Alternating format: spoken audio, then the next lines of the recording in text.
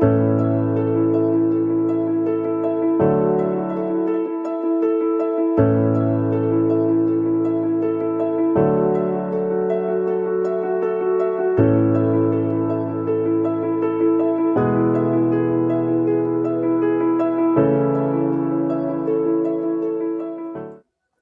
evening, one and all. I hope everyone is safe during this pandemic.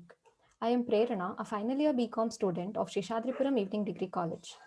Welcome to the 43rd International Webinar of Seshadripuram Evening Degree College. At the outset, I am happy to inform you all that our Evening Degree College is celebrating its Golden Jubilee year. On behalf of our college, we congratulate all the stakeholders. Today's webinar is fully hosted by the students of Seshadripuram Evening Degree College. I request everyone to kindly pardon us in case of any mistakes. Department of Library and Information Sciences, in association with RapidRadio Solutions Private Limited, Ahmedabad, Gujarat, and Bibliotheca Singapore Private Limited, Singapore, is organizing this international webinar on Global Standards in Library Science for Radio Frequency Identification in Libraries. I now request Nagasudha Ma'am, Assistant Professor, Department of Commerce, to play a small video of our college. Over to you, ma'am. A great journey begins with a small step. Proving this statement true, it all began in 1930 when two women, educational enthusiasts, took up a noble initiative. In the erstwhile posh locality of Seshadripuram, Srimati Anandamma and Srimati Seethamma started a primary school with 20 children. Now, Seshadripuram Educational Trust, under its umbrella, has 36 institutions. It all began with the educational visionary Sri K.M. Nanjappa, the then President of Seshadripuram Educational Trust. In 1971, which has been a landmark in the history of education for the working students by starting Seshadripuram Evening College. Our college started with the primary objective of imparting formal education to the quality and needy. The college is affiliated to the Bengaluru Central University. Being in the heart of the city, it has an easy reach and connectivity. Its premises comprise of spacious building with good canteen, computerized library, business lab, browsing center, Wi-Fi facility, sports club, thus well equipped for all academic, sports, co-curricular like NSS, NCC, YRC, etc. and extracurricular activities throughout the year. The college organizes orientation program for freshers and guest lecturers to equip them. As most of us are working in the morning and studying in an evening degree college, it is very facilitative for us to excel in our jobs. Even though we are studying in an evening degree college, we are being provided many state level and national level opportunities to express our talents. Also, many cultural activities are being conducted. SEDC is engaged in various cultural activities throughout the year. There are numerous committees in the college that perform variedly on their behalf and have a lasting effect on the college, students as well as outsiders. Our evening degree college believes in the vision to ignite the minds of every student to identify and develop their inner strength, with the mission to promote holistic development of students by offering quality education and making them self-reliant and progressive. Our college NCC cadets will visit every academic year in Officers Training Academy Chennai and INS Kadamba Naval Base at Karwar. It will motivate our college NCC cadets to join Indian Armed Forces.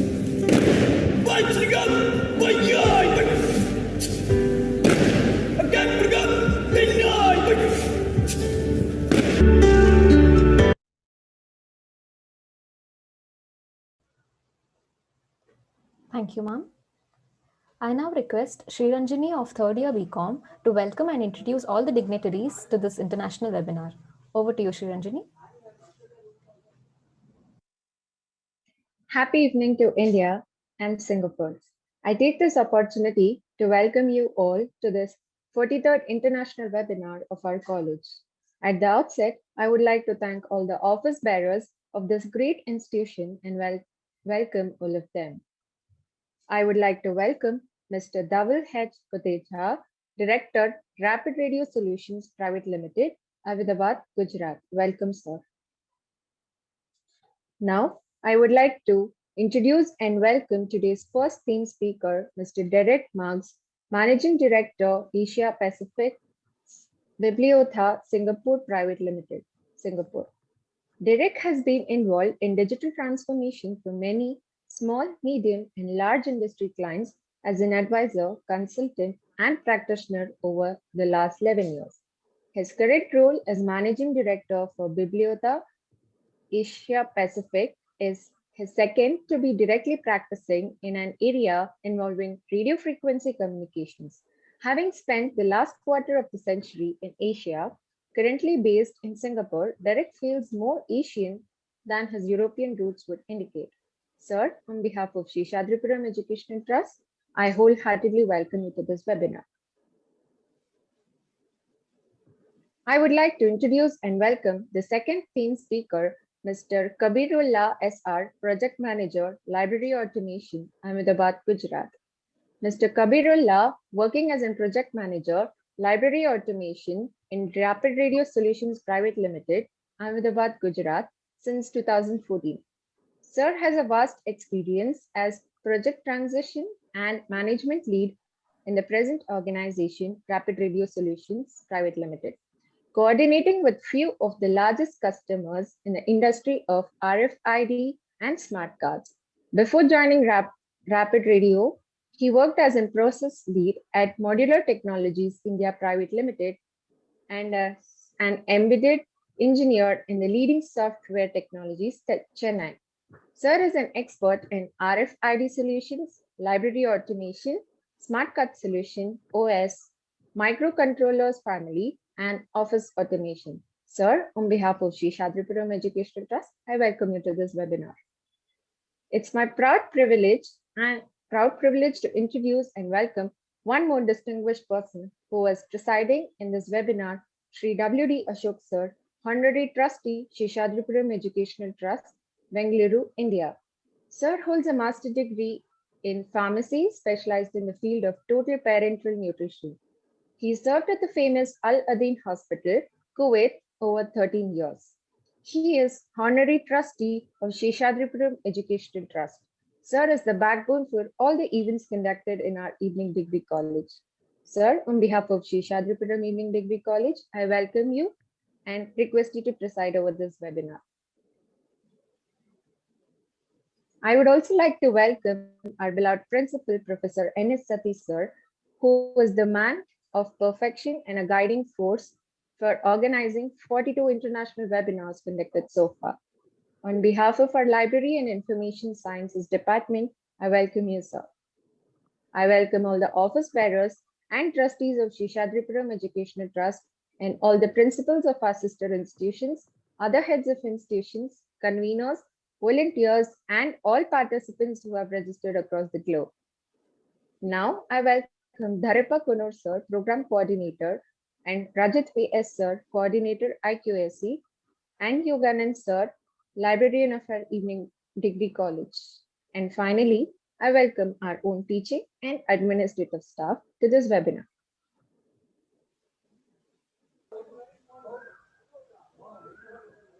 Thank you, Shriranjani.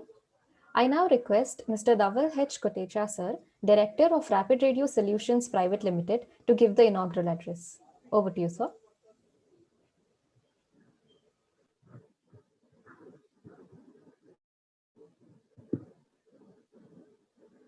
Sir, please unmute yourself. Sir. Dhaval, sir.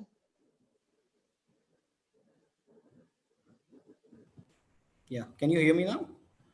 Yes, sir. Yeah, sorry for that. Thank you, Seshadripuram Educational Trust, for organizing this event.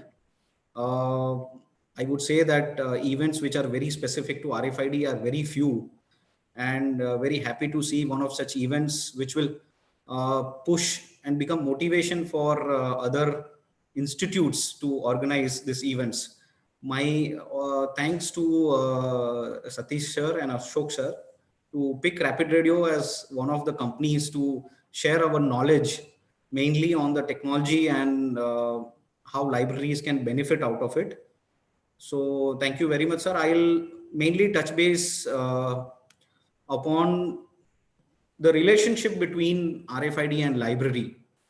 I mean, the moment word RFID has been heard, we see a lot of librarians getting frightened and no, we don't want to go for it and we don't want that headache and everything.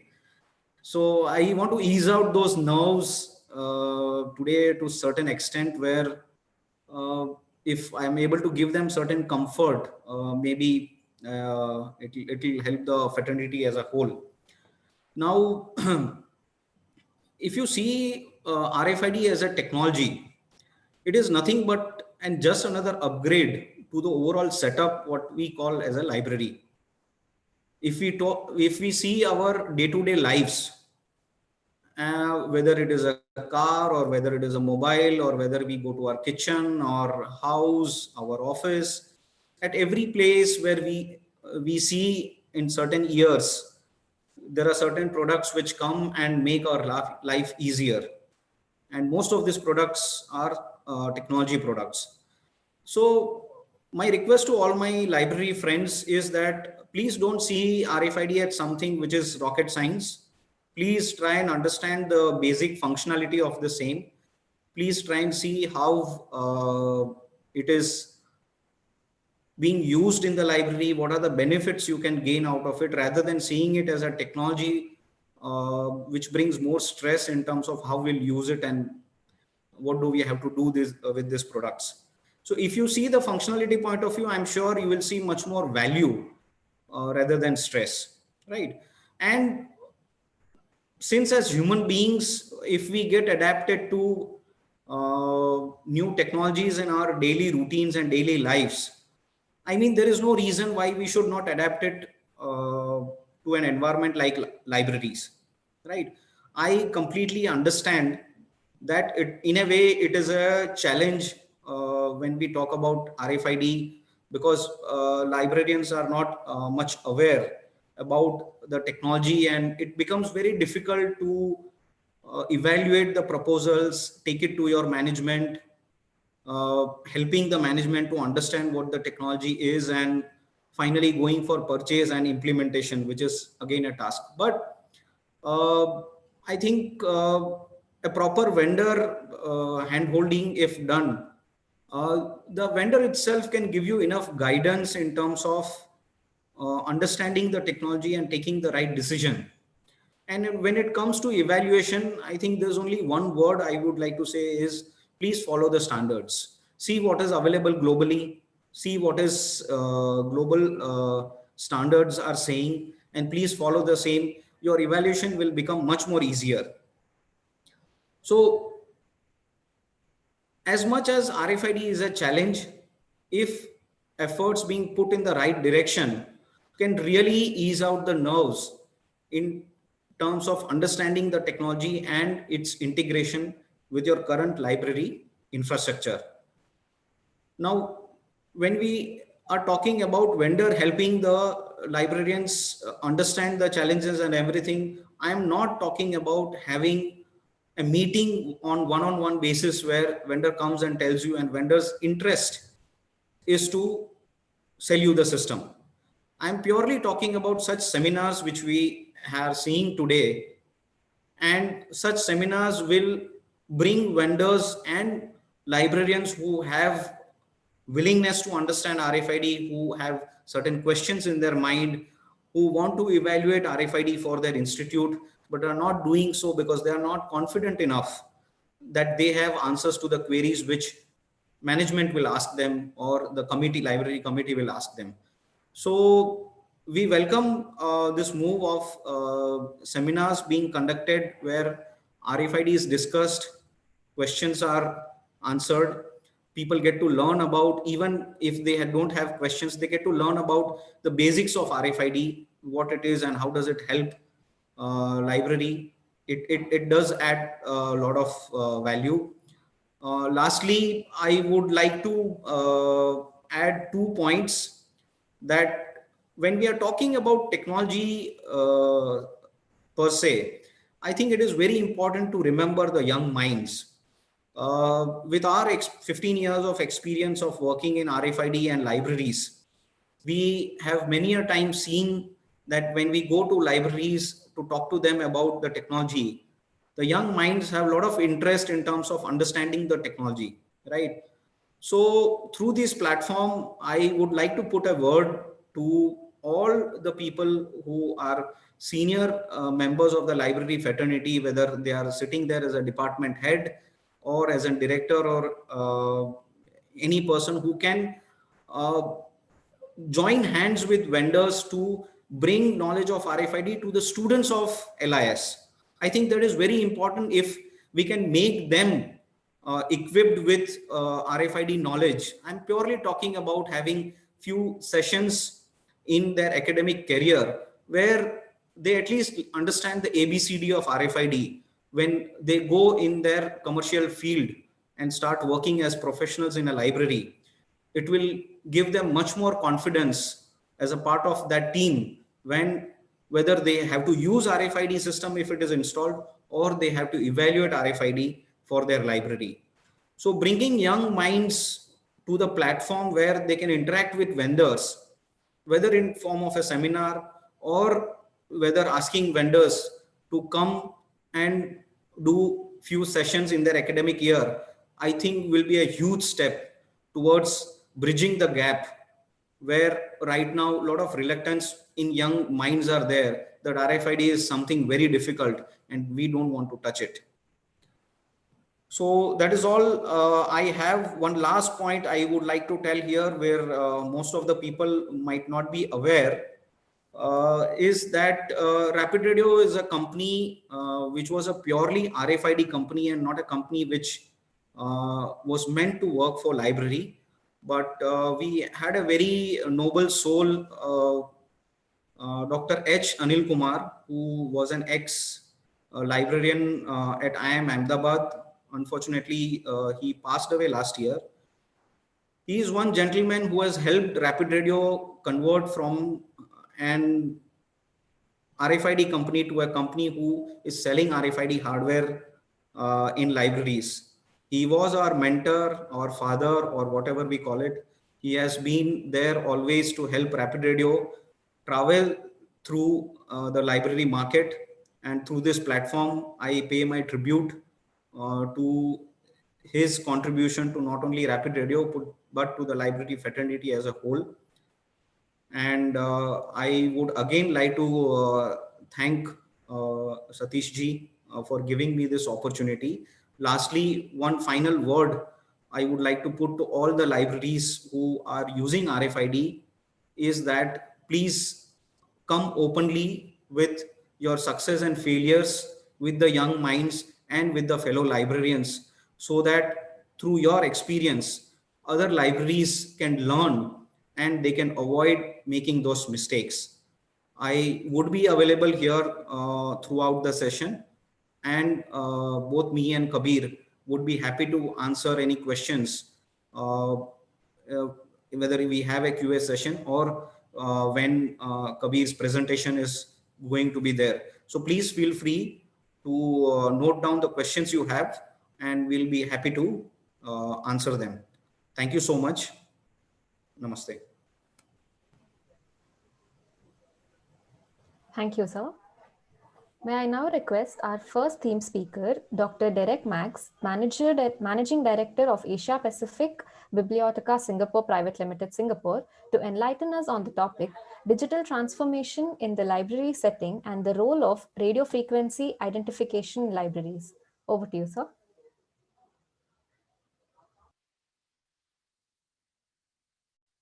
Derek, sir, Derek, please unmute yourself. So, can you hear me now? Yeah. Yes. Thank you. Schoolboy era, wonderful. Thank you, Sri Ranjani, for the introduction earlier on. I hardly recognized myself.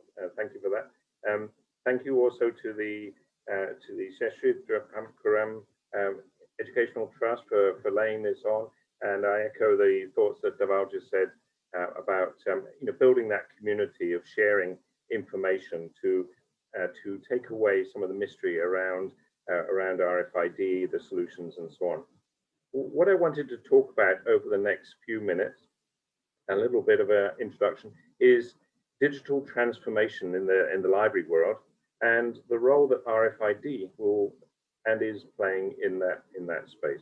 I'll set some context first, but if you do have questions, just as Dhaval was saying just now, there is a chat area for those that are online with chat, and you can post stuff there. And if you want to reach out to me either during the session or afterwards, then my contact details you can scan at the end with a phone. There's a QR code at the end.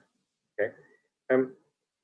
Firstly, a little introduction, and hearing there about Dhaval's role in the last sort of 14, 15 years, and the evolution of radio frequencies in libraries goes back, many of you will know, goes back perhaps almost 50 years. And a company called 3M was at the forefront of creating those standards. And 3M is a well-known brand in the library space, producing electromagnetic tattle tape strips and sensors to stop people from taking things out of the library by accident without an alarm going off. And that was really the first use case for RFID. The company Bibliotheca was part of the 3M group. So it's come out of the 3M group, is a private equity entity now, and that legacy, if you like, from 3M still lives on in our company, with many of the employees having been here more than 30 years in the company. So, but let me just take you through on this short journey about RFID, and I promise for those that are interested in the technology of RFID that I will go into some little bit of detail later on about which standards we're actually going to almost certainly shape up the world of RFID as we move away from the older standards. But first of all, I want to give you a sense of why am I talking about digital transformation in this context. And libraries, whether you see it or not, we're a global company, and we see libraries and how they're changing all over the world. And COVID has made a significant difference to the speed of change in libraries around the world. Not all at the same pace, but we are seeing some significant trends, and I want to call upon those trends today. But some of the themes there are that the library of old no longer supports the library of new, and I'm talking about different types of libraries. So it's hard to be generic, but public libraries, academic libraries, school libraries, and specialist libraries are really the remit here, and they all have their differences, but there are some similarities. And I will say that one of the things that are changing are really about what the patrons need, the growth of a need for operational efficiency, and also some changing business models. And I will touch on those three areas of patron needs, the operational efficiencies, and the business models throughout this short presentation. But if you can see clearly on the slide, patrons are wanting to get access to content when they need it, and that means sometimes they don't even want to step inside a library. We're in a world which is affected by COVID and its variants, and that's making people nervous of going to public places. And so we are seeing what else can we do. Secondly, libraries have to manage the number of patrons in their spaces in order to comply with local regulations or just good safety practices. And that can be actually physically within the building or within areas within the library if it's a complex library set up over multiple floors. The third thing there you'll see is new services. We're seeing libraries change, evolving, and just the old days of providing simply access to book material, whether reference material or stuff you can borrow, is making room now for many other things. We're seeing studios where people can have a green room where they can go in and they can make their own videos, TikTok or other types of videos. We also seeing people who are jobless able to go and be interviewed or take interviews in a way in which makes it look a professional environment. And we're seeing temporary boardrooms that people can rent that they or can book, but don't necessarily cost too much money.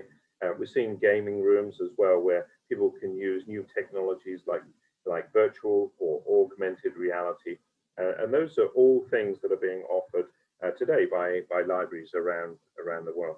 And that growth in services is continuing. The fourth thing on that list is people want to get access to the library when they need it. They get material.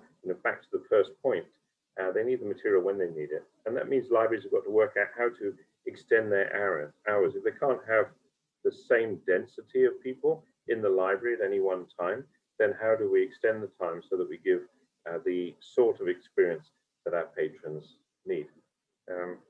We're seeing other things like simple things like book sanitizing using ozone and ultraviolet lights becoming very important, either in small batches or in significant batches within libraries. We're also seeing how do we manage with fewer staff, because with budget cuts and other things, we're seeing even the staff that were there semi-voluntarily, it's quite difficult to get those staff to turn up safely to the library. So how can we manage with fewer staff? And then the last on that list is about providing better communication with the patrons, either when they're outside the library, on their way to the library, or inside the library. Those are things that we have to think about. And my somewhat controversial statement there is that the current technology, and I'll define current in a second, is constraining this world of the libraries in the new normal.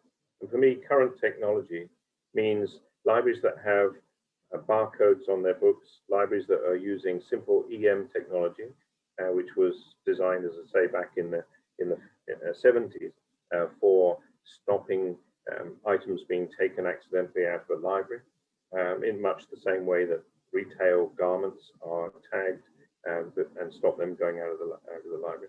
And then those types of things are the things that are holding back the transformation that's needed. But there's also a more fundamental thing, which is less prevalent, which is the way in which all of the devices in the library can talk to each other and the library management system within the library. I'll come on to some examples of that shortly. Okay, so what does digital transformation look like?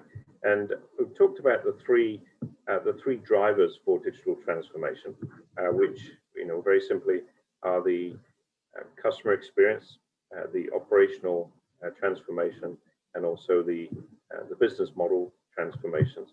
And there are four dimensions for that transformation. There's technology, there's data, there's process, and then there's the organizational changes that go with it.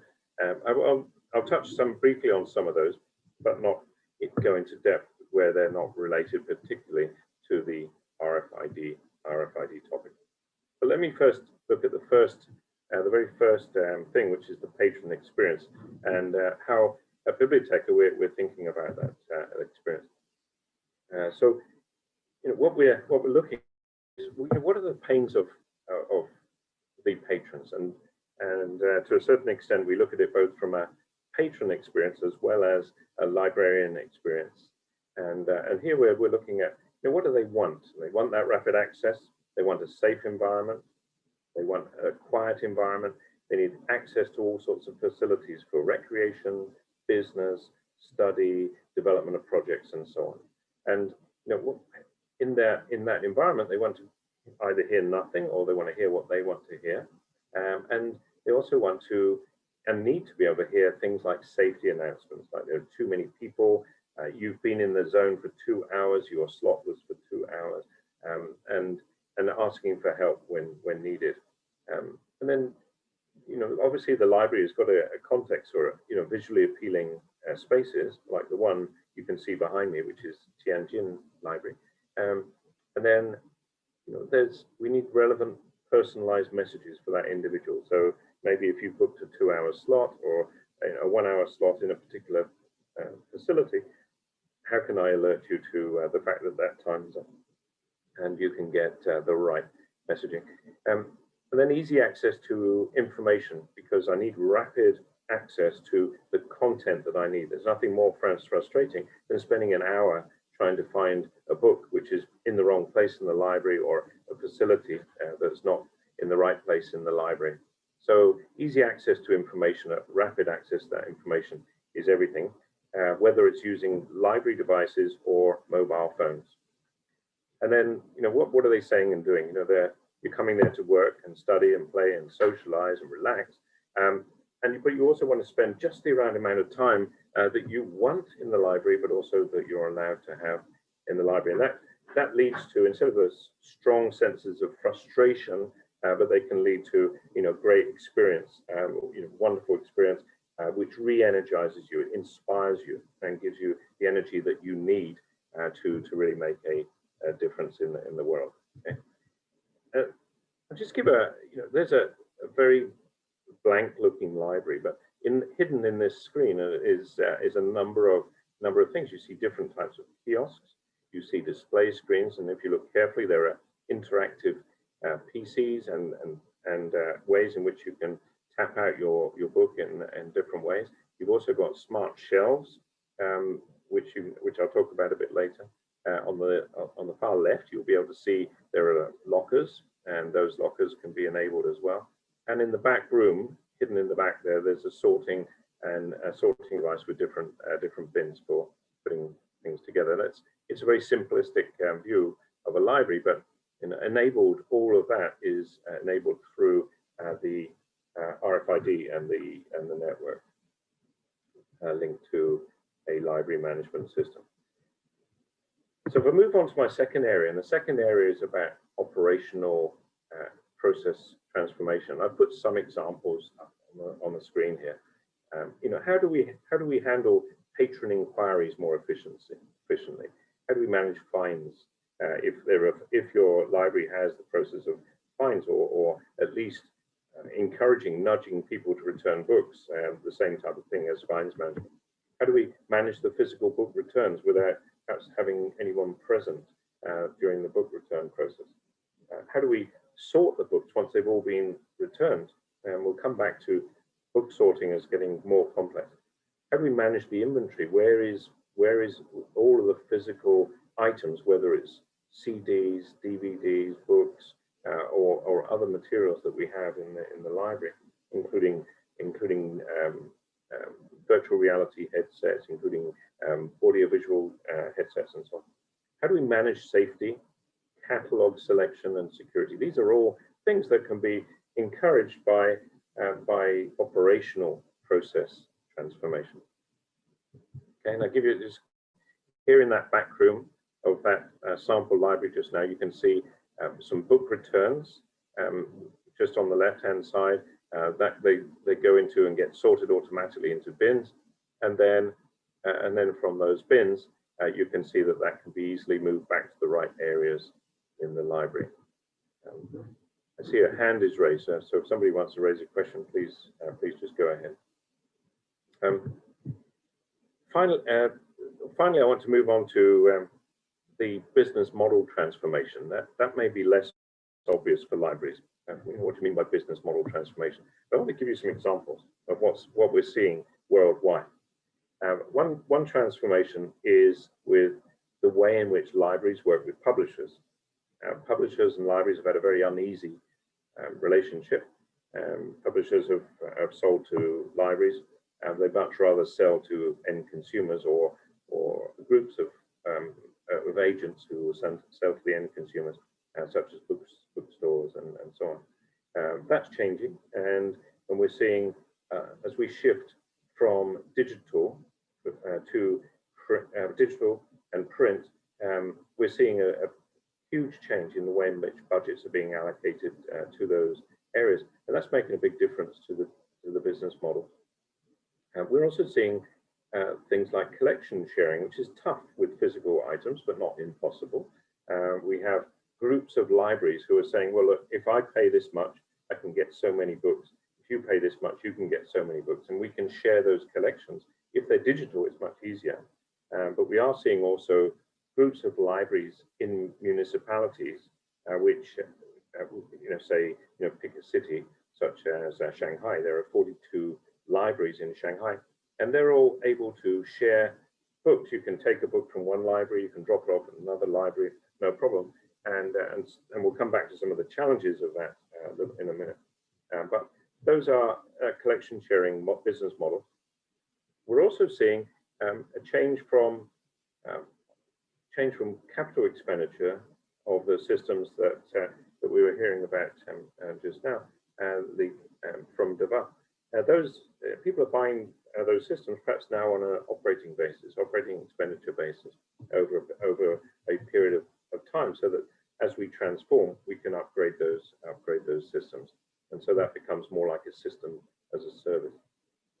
I've also put on there a couple of things which are shaking up the library world, particularly in North America, where home delivery or curbside is becoming normal, where libraries are doing door-to-door deliveries. Think your food deliveries using Uber or one of those types of companies. Same sort of thing for books. If you're studying or you're working somewhere and you want the book to come to you and you're prepared to pay a premium for that, then why not?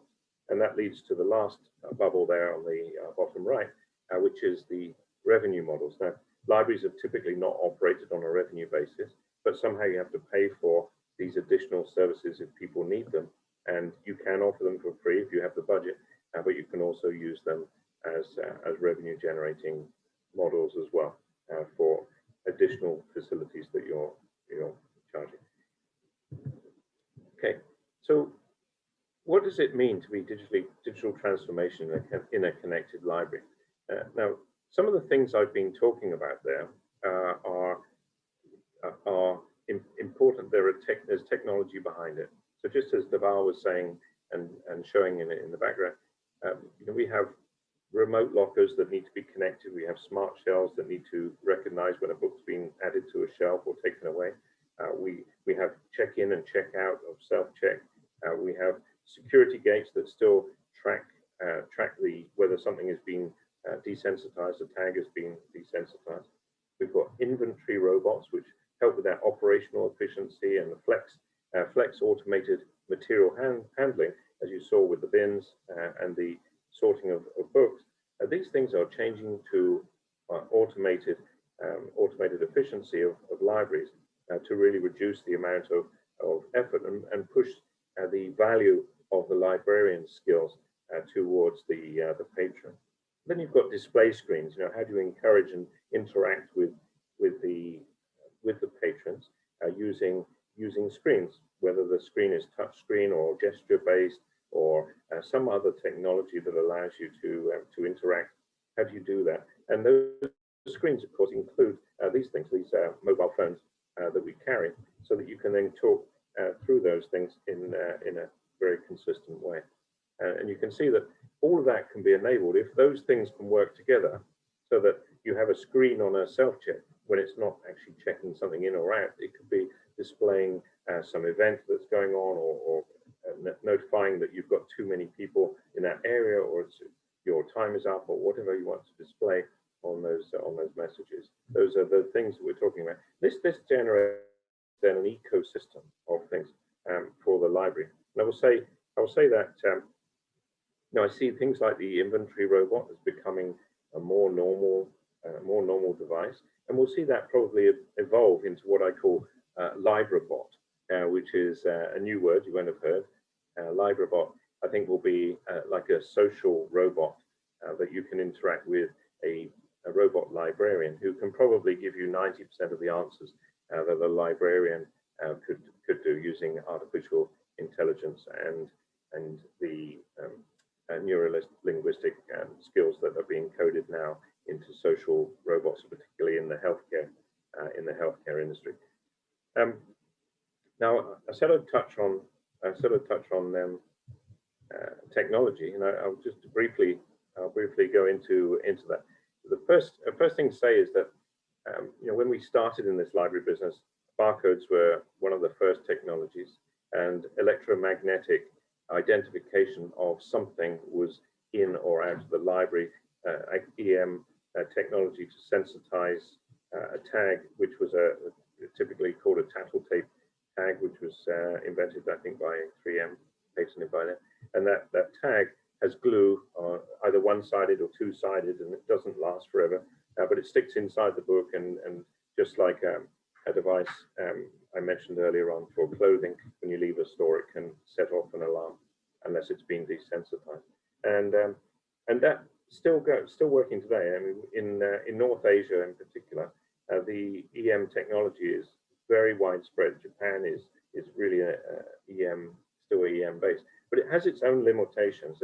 EM stores no information about the book usually, and so you only know that something has gone in or something has gone out of the library. It's very accurate. It doesn't give many false positives, and so it's relied upon as a very accurate device for security. But what we've seen obviously in the recent time is development of RFID, and RFID started off in the HF frequency range, which is the 13.56 megahertz range, and that's still there, still prevalent, and it's still working very well. And it has the advantage for those that are electrical engineers and focus on this.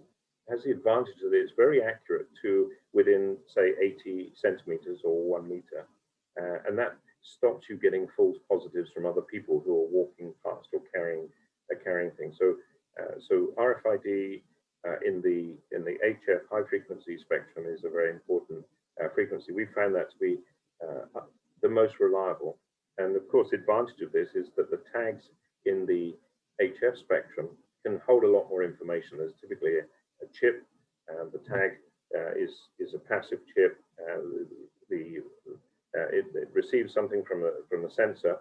The sensor it stimulates the chip, if you like, to be able to send back the information that's on that chip to another receiver. And that technology has been around since the early 70s, and it's really become very prevalent in libraries over the last 15, 20 years or so.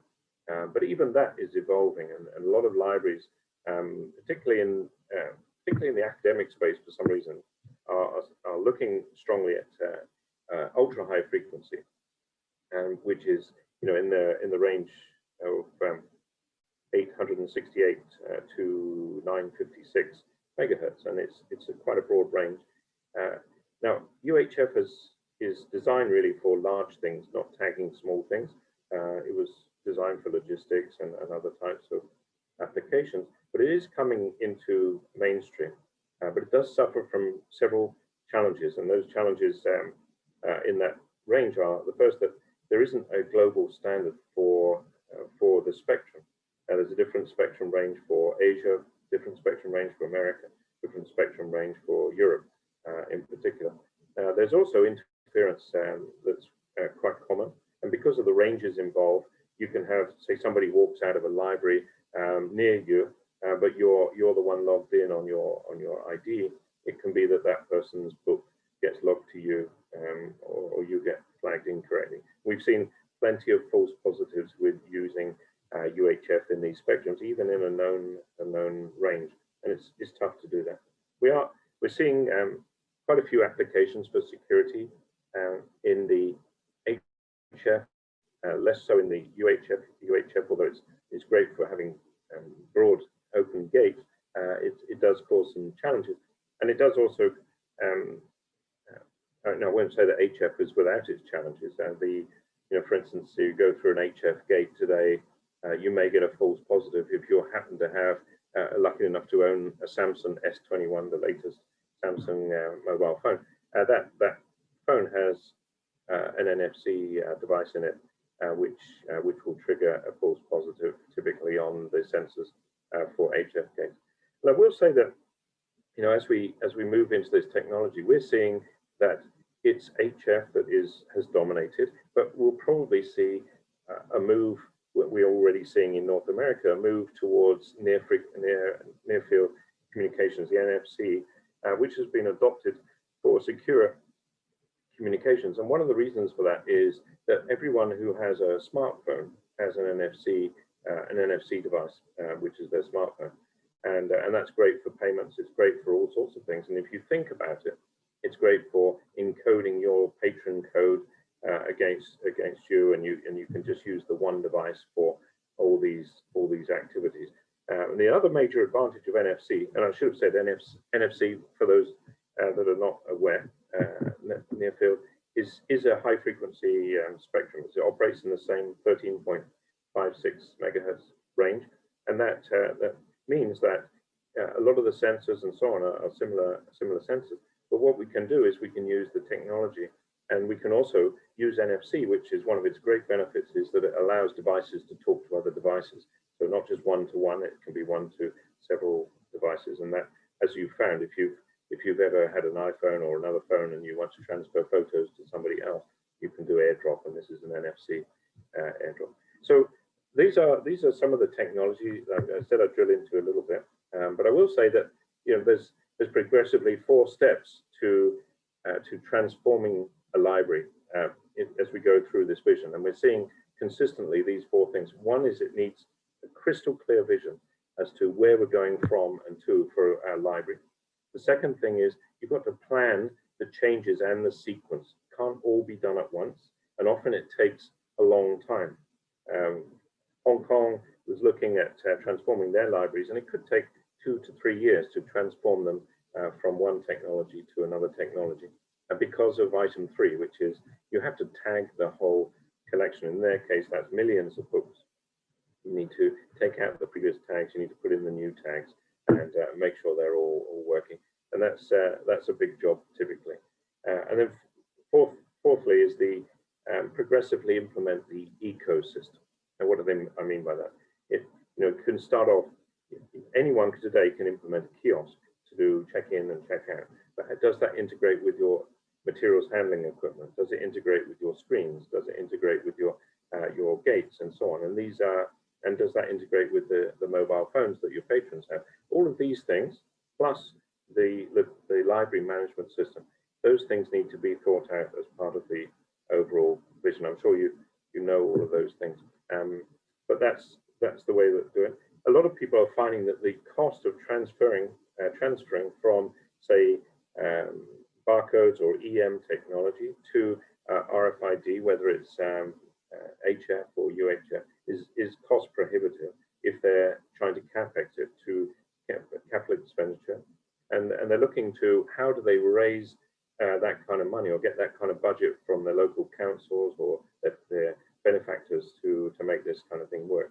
And so one of the reasons I said just now about us moving from capex to opex is doing that type of thing, but spreading out the costs over several years, say typically 5 years, in order to say, okay, you'll have library as a service over 5 years, and that will give you a refresh, but you just pay a yearly amount in order to get those services done as well, including tagging your collection. Anyway, that broadly speaking, is it from me. You see there, if you have a smartphone, you can, if you want to get in contact with me, you can scan my LinkedIn profile is right there. Please reach out. And if you have any questions, I'm happy to go into more detail for any of you. I hope that was all fully understandable in the short time available. Thank you.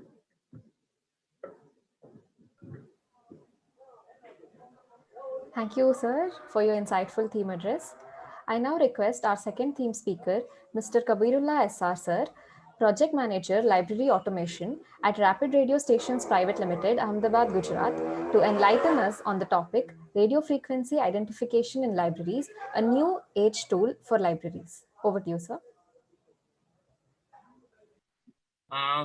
First of all, I thank Professor Kunur, sir, and Professor N.S. Sadish, sir, and other who are available in this call, in this international webinar, for giving me the opportunity to present my theme. My theme is RFID, a new age tool for libraries. Now, let's start. We are going to see in the upcoming slides or the introduction of the technology, and what are the components are available in the Rfid technology, and the products of Rfid projects for library, and how the Rfid going to be works in libraries, the flow chart, and the Rfid benefits to different stakeholders. Of course, the myths around the Rfid, an important thing, the selection of technology, especially for libraries, and last but not least, the integration protocol by NC. Let's start with the introduction of the technology. AIDC. So AIDC is an automatic identification data capture technology. It's a broad category of technology. It is used to collect the information from an individual object or image without doing any manual data entry.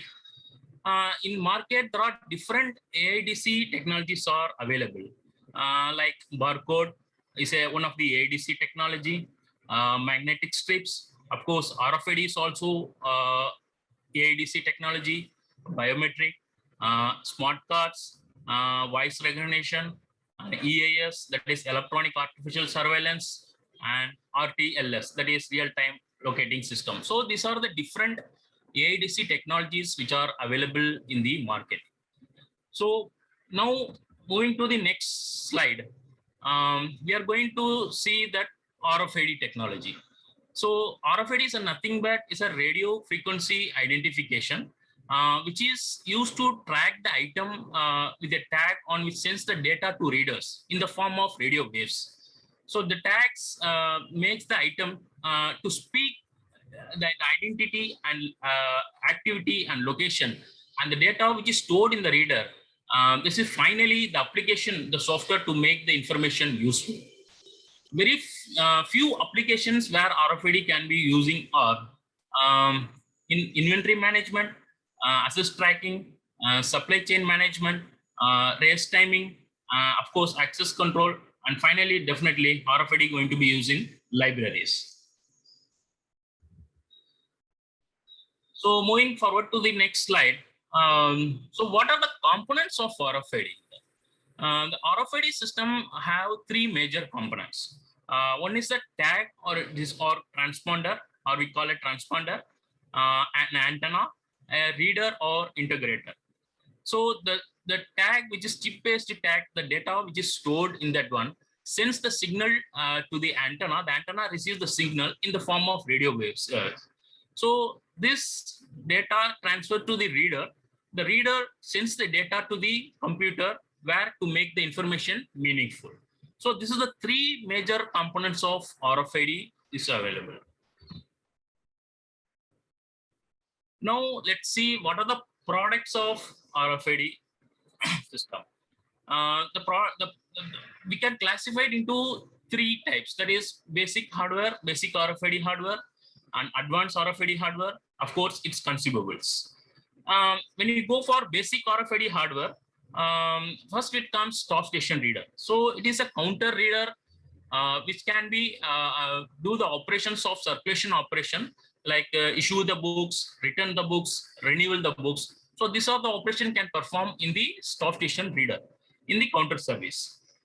The second comes gate antenna system. It is used for security purpose. Suppose any unauthorized books going outside without a knowledge of staff, it will give the alarm or light buzzer sound to detect the unauthorized books which is going outside to the library. Of course, the card registration reader, and the final one is middleware application. It is a interface software to connect the RFID hardware with your existing LMS, that is library management software. While coming to the advanced products, self-check-in, checkout is available, handheld reader for taking stock verification in your library, book return station for returning the books, automatic book return station, so smart card printer. So when it comes for this consumable, tags, smart cards, institution labels and ribbons, and finally thermal printer rolls. So these are the consumables for the RFID hardware. Moving forward to the next slide. Now we are going to see how the flow chart, how RFID going to be used in libraries. In right hand side, you can able to see different RFID hardwares. Say, for example, self check-in checkout is there, handheld reader is there, and the stop station reader, which is used in counter service, and the security gauge. So these are the different RFID hardwares. And left hand side, you can able to see different LMS, that is library management software, which is already using in libraries. How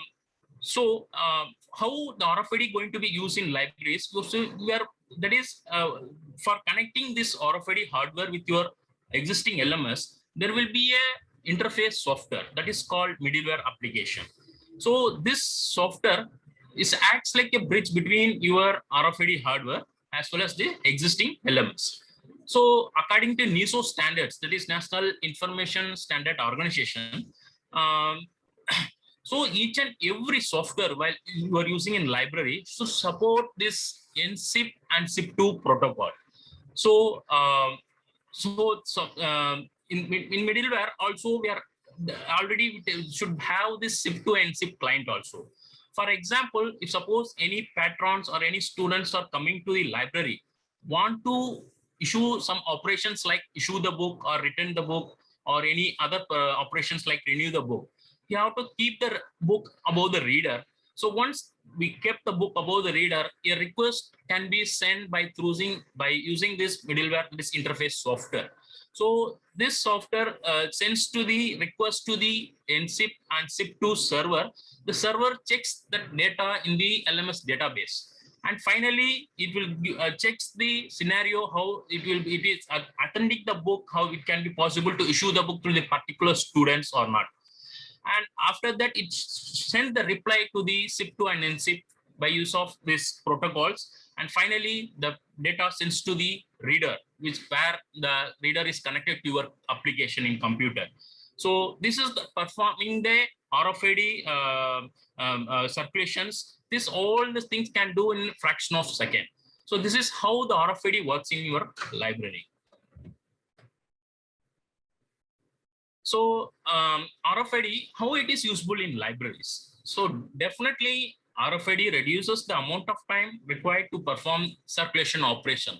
So no need to wait in queues. That is, since it is radio frequency, it works from radio frequency. It can read multiple books at a time. Suppose RFID avoids the limitation of barcode scanning. So barcode scanning works on line of sight. It takes more time. It's a repeatable work when you take to scan the books. Of course, most of the libraries are using the barcode technology. Is advanced when you come for this RFID advanced technology. This technology can read the tags, multiple tags simultaneously at the same time. So definitely it reduces the time required to perform any circulation operation. Of course, when you come for security, if any unauthorized books going outside the library, definitely it will give alarm sound to avoid the unauthorized book going outside from the library. And it has the features of automatic self-check-in checkout.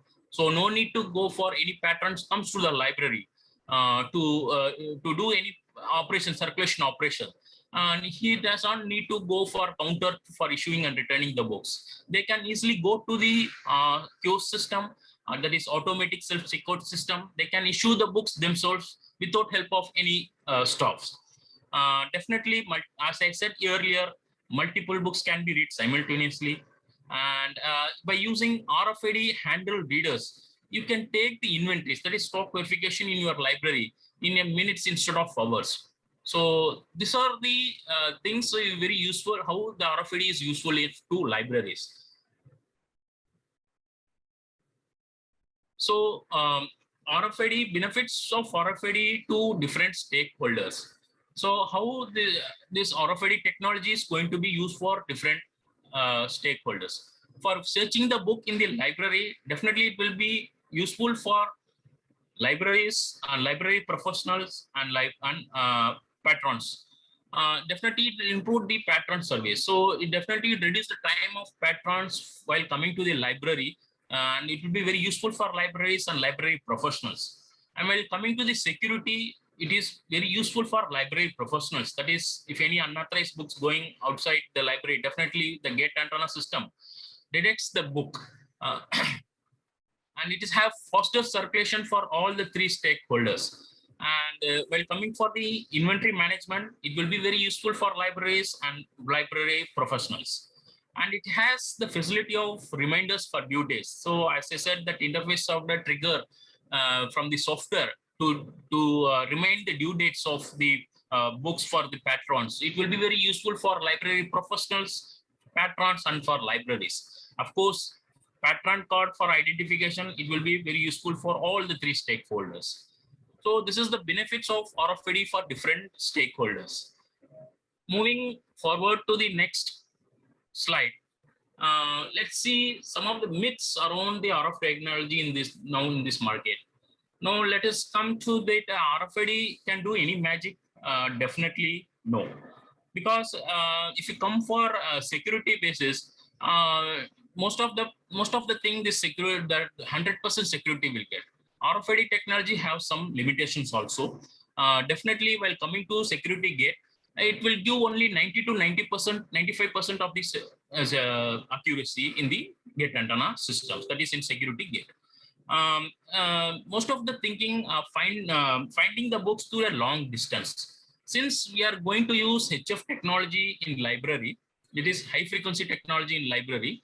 So long distance cannot be possible to detect the book. So since we are going to use HF technology, the read range will be 30 centimeters. So we can detect in between this range only. So this is one of the myths around in this market.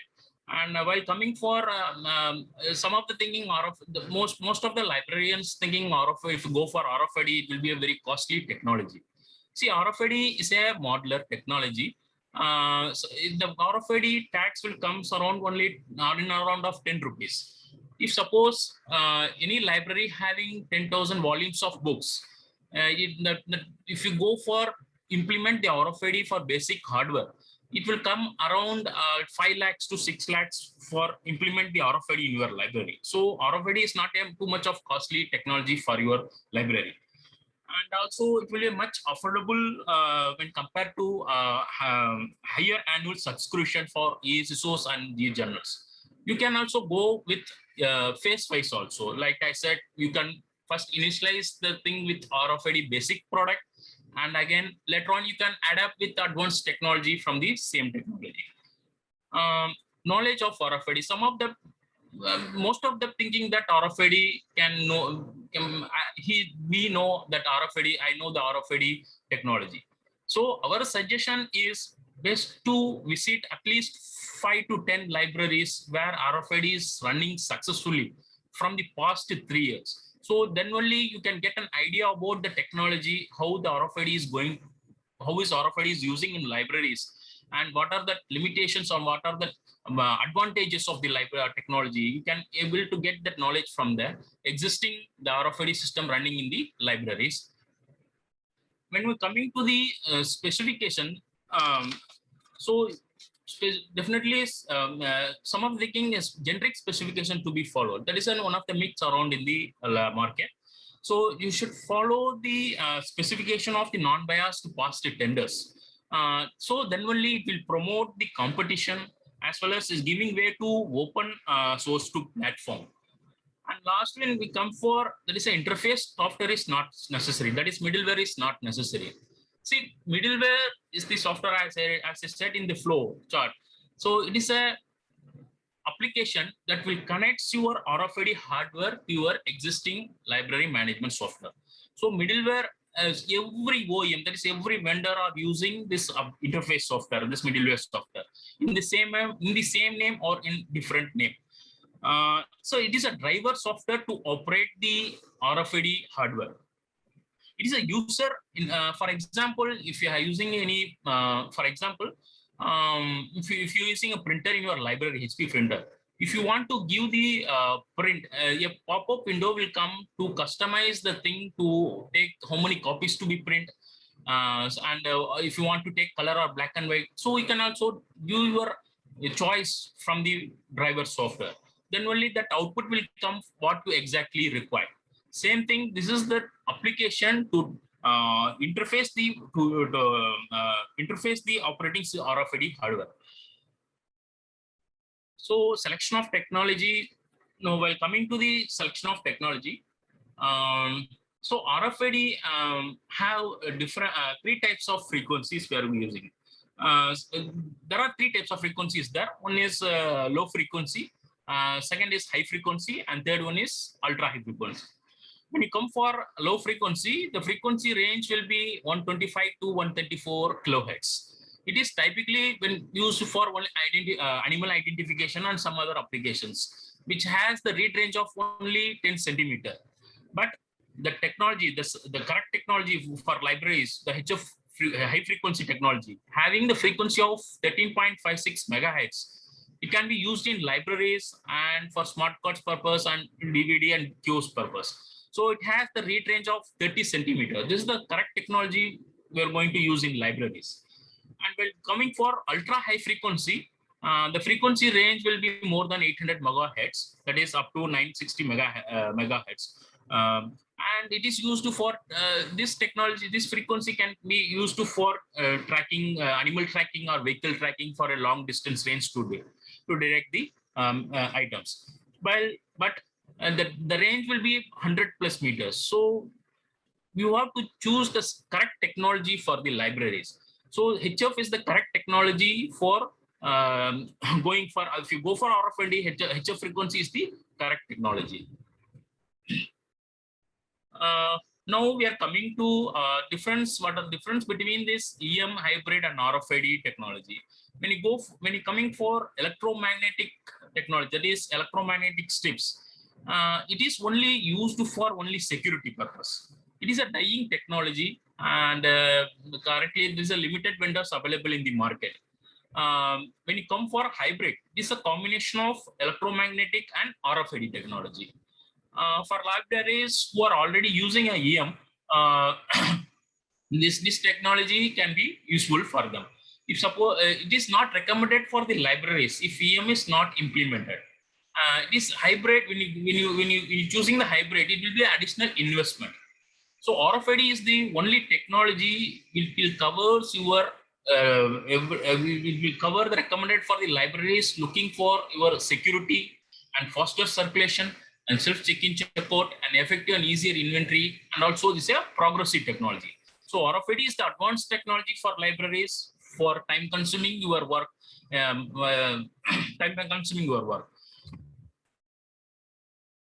Now, why RFID? Why HF frequency should be used in libraries? It is suggested by NISO, that is National Information Standard Organization, as having the standards of ISO 28560. Out of 100 libraries, 95 out of 100 libraries are users HF globally in the market. So all global vendors strongly recommended and suggested HF technology only. That is HF frequency. It is high frequency. Libraries which are implemented UHF, definitely they were locked for life. For example, Bangalore University and Xavier College, these are the universities who are already using a UHF technology, they are not getting any support, that they having limited vendors to support them, and that technology is not going to be used in libraries. So this is a technology selection where they went for UHF. So most of all the IIMs and IITs, NITs and ISOs are using only HF technology in their libraries.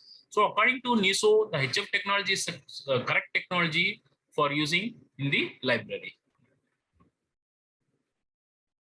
Now we are coming for what is NSIP. So as I said, and the flowchart how the RFID is working.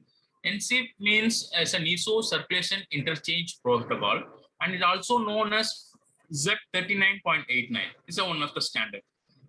This NSIP is useful for resource sharing purpose for interloan interaction and circulation and self-service circulation.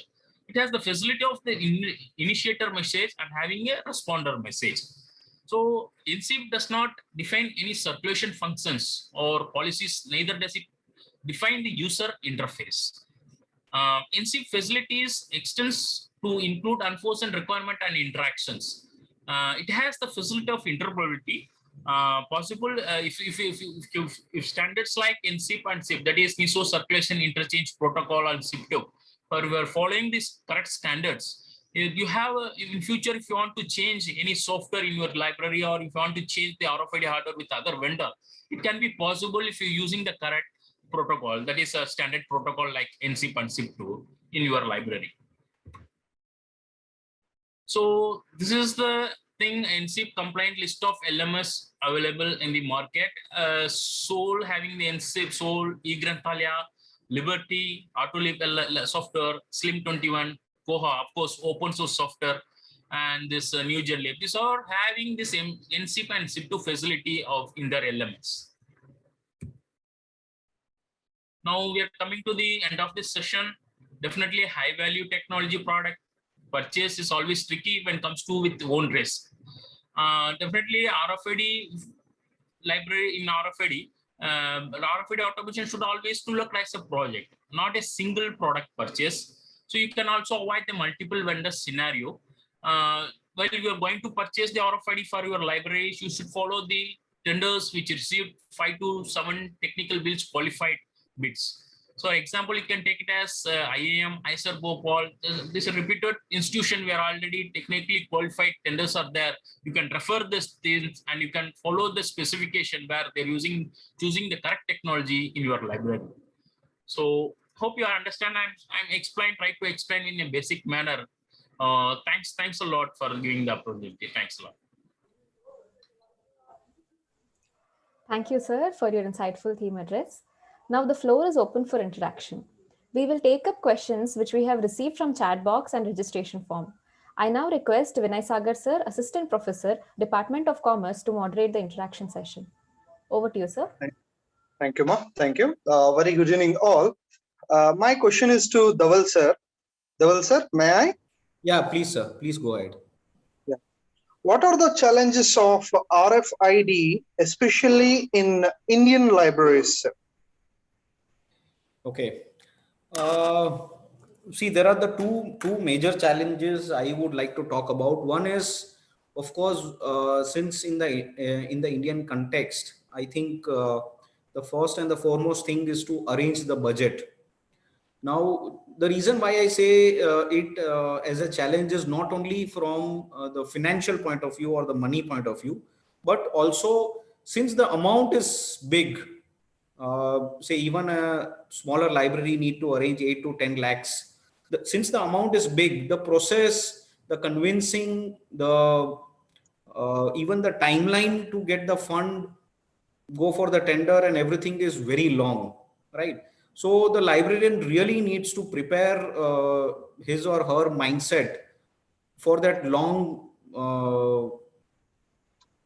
process, to interact with the management and have that patience and keep on trying to get it forward. The second challenge was something which I literally spoke in my 10 minutes session, is the basic understanding of RFID. There's a lot of fear in mind, right from the young librarians to the senior librarians, that if we have to bring RFID to our library, I mean, we have to do this and we have to do that and we have to take care of this and we should be careful with this. I think if you really pick up the right vendor, you need not to worry about it. And if you are sticking to global standards, then things will become very smooth, not only in terms of your initiation with the RFID journey, but also in future, right? Lastly, I would just say one sentence is that RFID products are just another electronics like your TV, fridge, AC. So it is not that you need to have that kind of a knowledge to evaluate and use the system. We have public libraries where the peon, I'll repeat, the peon is doing issue return by pressing F2 and F3. So please accept the technology with the way you are seeing the functionality, and don't go by what is inside electronics and have that fear in mind. I just want to add one thing. Even Yeah. the students are using this Rfid things in one of the library, British Council Library. So it's a public library where children are using our system. This is the main thing, as Dhaval sir told that. Thank you so much, Dhaval sir. My next question is to Derek sir. Sir, shall I? Derek sir? Hello. Yeah. Sir, what are the challenges to use this RFID, especially in the public libraries? Yeah, there are challenges. I think Dhaval's got it correct. You know, the biggest challenge is usually the investment and management of the investment. I think I talked a little bit about the different financial models to make that happen. There are, you know, it does require planning because, you know, if you look at the full gamut of what can be done in a library, it can be kept really simple. You can start with some gates and some kiosks and tagging the collection, and the tagging is a big job, and that doesn't require usually a lot of infrastructural change like hacking of walls and so on.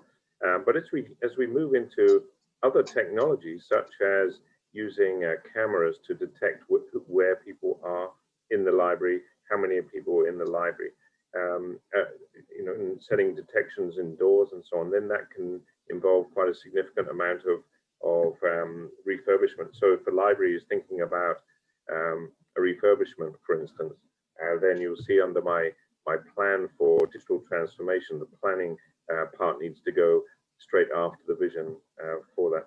I will also say that, you know, when you look at the flow of people in and out, we have seen, you know, the needs to take care of the width of gates, so that if people are coming in and out and you know, they're in wheelchairs and so on, you need to be mindful of that.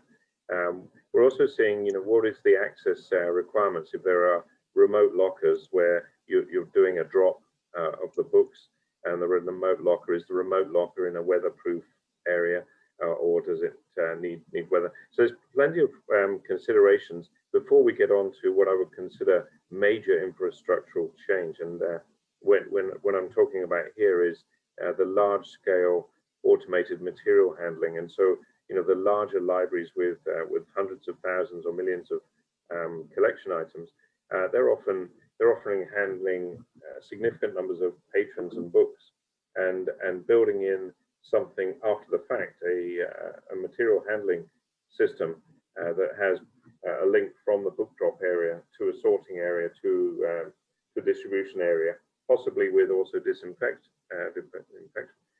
These considerations can involve quite a lot of rework of the library if it wasn't designed that way in the first place. So I would say those are the main things. I don't think that I'm not seeing in other parts of the world the reticence to adopt RFID.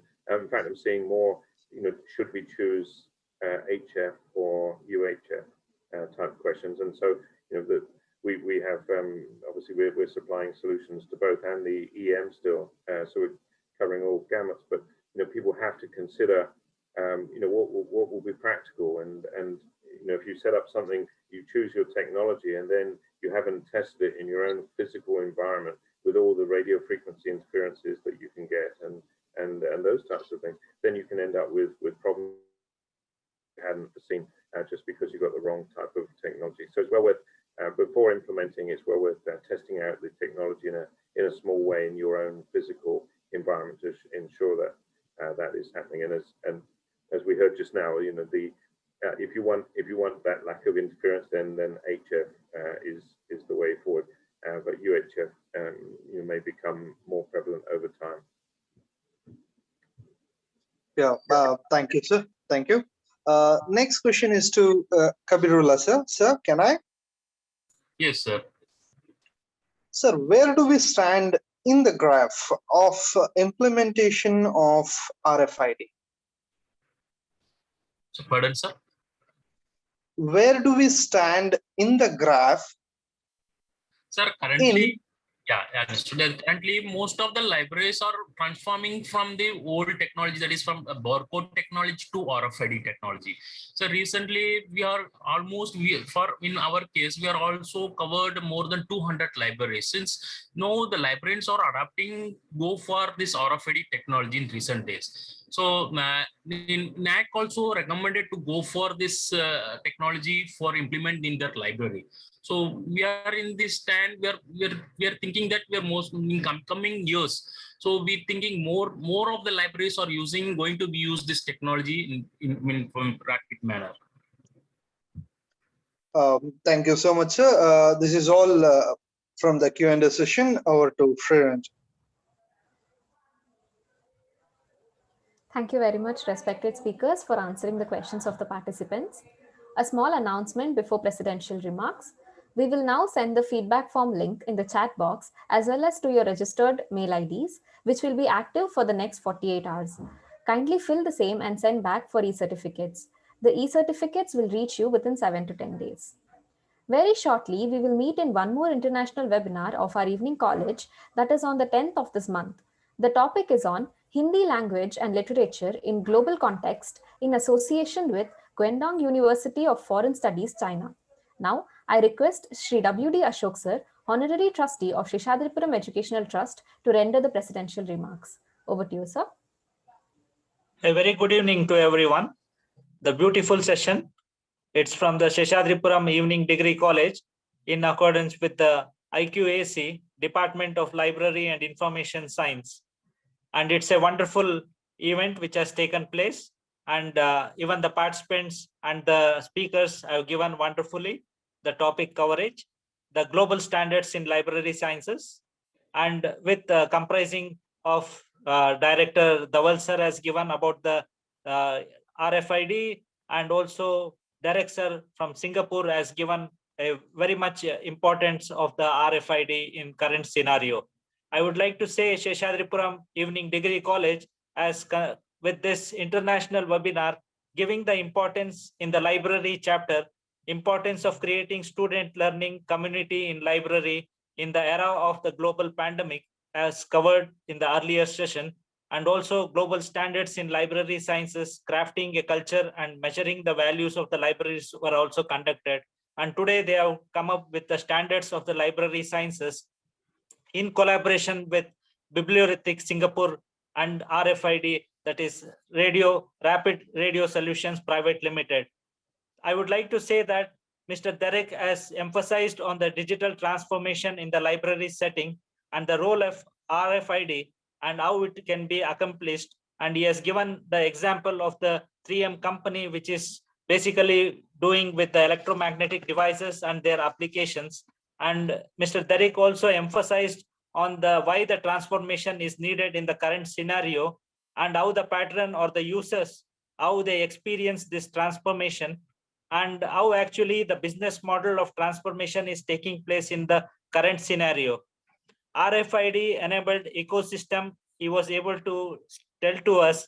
At the same time, I would like to say that Kabeerulla also stressed upon the RapidRadio Solution Private Limited, how it has focused upon the different areas of different libraries and a new age tools for the libraries, how it can be adopted.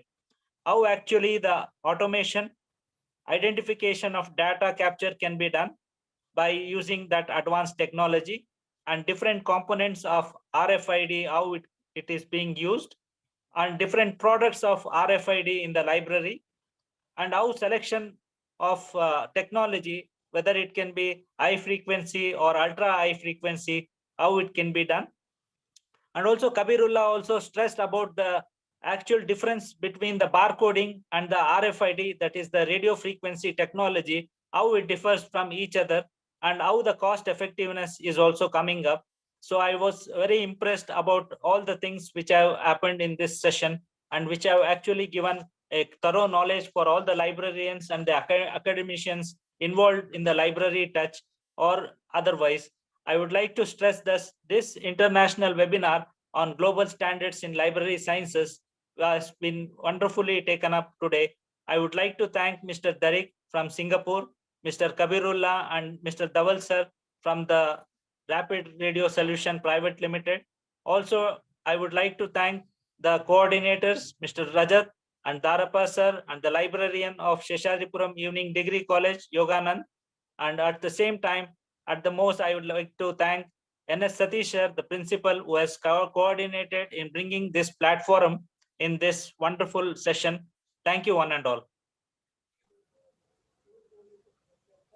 Thank you, sir, for entering the presidential remarks. I now request Sumukha of third year BCom to propose the vote of thanks. Over to you, Sumukha. Good evening, one and all. Myself, Sumukh, is final year BCom student from Seshadripuram Evening Degree College. It is my proud privilege to propose vote of thanks on behalf of Seshadripuram Evening Degree College on this occasion. At the outset, I thank RapidRadio Solutions Private Limited, Ahmedabad, Gujarat, and Bibliotheca Singapore Private Limited, Singapore, for associating with us to conduct this international webinar. I would like to thank Mr. Dhaval H. Kotecha, Director of RapidRadio Solutions Private Limited, Ahmedabad, Gujarat, for rendering the inaugural speech. Thank you, sir. I would like to express our sincere gratitude to theme speaker Mr. Derek Maggs, Managing Director, Bibliotheca Singapore Private Limited, Singapore, for presenting a theme talk on digital transformation in the library setting and the role of RFID. I'm humbled and grateful to you, sir. I would like to express our sincere thanks to Mr. Kabeerulla SR, Project Manager, RapidRadio Solutions Private Limited, Ahmedabad, Gujarat, for presenting an excellent theme talk on RFID, a new age tool for libraries. Thank you, sir, for your valuable words. I would like to sincere thank to Sri W.D. Ashok, sir, Honorary Trustee, Seshadripuram Educational Trust, for rendering the presidential address. Thank you, sir. My special thanks to our beloved young and energetic principal, Professor N.S. Satish, sir, who is the robust of our Seshadripuram Evening Degree College. Thank you, sir. I would like to thank Dharapa Konnur, Program Coordinator, Rajat B.S., Coordinator IQAC, and Yoganand sir, Librarian, Seshadripuram Evening Degree College, who have helped us to materialize this webinar. I express our gratitude to all the principals, conveners, and members of our sister institutions and other colleges, academicians, research scholars, students, and delegates across the globe for participating in this webinar. I would like to convey our heartfelt gratitude to Seshadripuram Evening Degree College for giving us, the students, the special opportunity to host this international webinar. We will ever remain grateful to our teaching and administrative staff for their support. Thank you, one and all. Thank you, Sumukha. Once again, thank you to one and all. Principal sir, can we conclude the webinar? Yeah. Thank you, Derek sir. Dhaval sir, thank you. Kabeerulla sir, thank you for your presentation. Thank you for Ashok, organizing this, sir. Thank you so much. Thank you. Thank you, Ashok sir. Ashok sir, we are ending the session now. Please conclude the session, sir. Yes, please. Yeah. Thank you, Honorary.